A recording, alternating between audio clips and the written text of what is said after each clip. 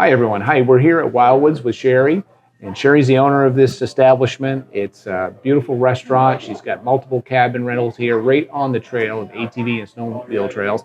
Sherry, tell us a little bit about how you got this place started.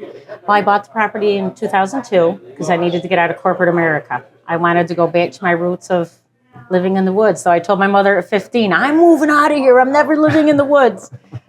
I love it.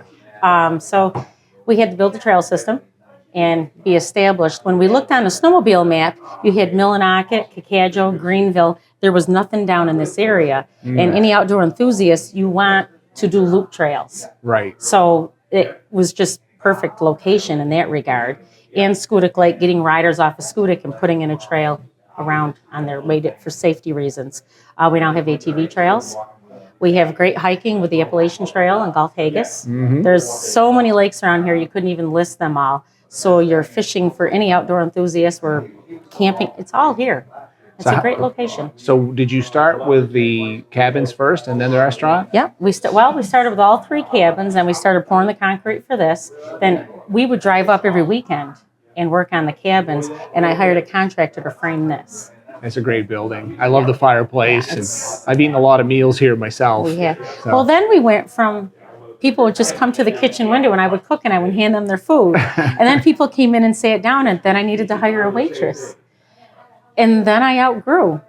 Then we got rid of 1 freezer, then we got to 6 freezers, then we put walk-in coolers in, and then we built an addition, and then I built another addition this year to put a wood-fired pizza oven in. Oh, that pizza oven's cool. Yeah. Really it works cool. Great. It's awesome. And we used to do large functions outside, but because our daily book of business is so busy, I really can't cost justify closing down for a day to do a wedding venue. Right. So because the trail traffic is just crazy. Keeps this place hopping. Yep. Yeah. Every day so you're it works open. Well. Good. Works very well. So I'm going to ask you how much you get for the cabins per night.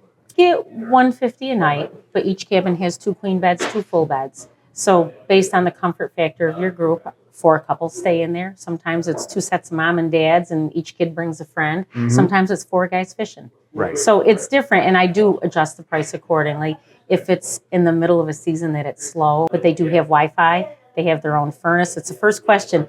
Is there indoor plumbing? Do we have to bring our own linens? No, all your linens are included. On-demand hot water heaters, you have your own furnace, you have Wi-Fi, and then there's also streamed TV through Hulu.